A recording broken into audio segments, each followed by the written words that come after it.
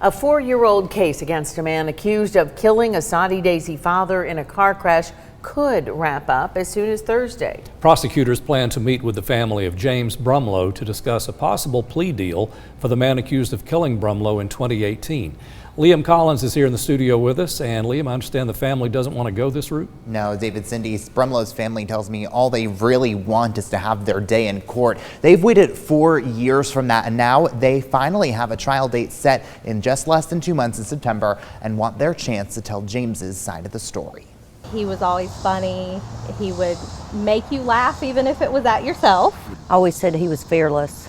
He wasn't afraid of anything. He would go anywhere, he would do anything. He just shouldn't have been taken so soon. You know, his kids were teenagers. It's been 4 years since James Brumlow was killed in a car crash, but the thought of him still brings back the same emotions as what Sherry Brumlow and Makisha Gorbsky call the worst morning of their lives. James's mom, Sherry, remembers seeing the accident after it happened, but had no idea her son was involved. I remember saying, just a quiet prayer, you know, Lord be with that family because they're fixing to have a really bad day.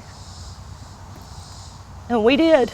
Justin Whaley was charged in Brumlow's death. He's accused of driving drunk on the wrong side of Highway 27 in Soddy-Daisy 4 years later, and he still hasn't had a trial. No one is ever going to know the details of what actually took place unless this goes to trial. Now Brumlow and Gorbsky fear it never will.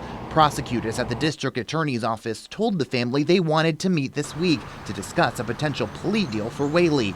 Less than 2 months before the scheduled trial date, his family says they made it very clear that's not what they wanted. We wanted to go to court because we felt like that was the only way that we were going to ever see any justice. For years, they say they've been waiting to tell James's side of the story to a jury. Now they're close to their day in court, almost to the end of 4 years of reliving James's death over and over again. We want to fight as long as humanly possible.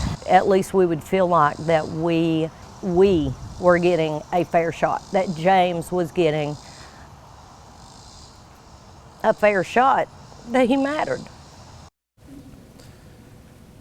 Now, it's not clear what a potential plea deal for Whaley would look like. A spokesperson for the district attorney's office would not give additional information since this is still an open case.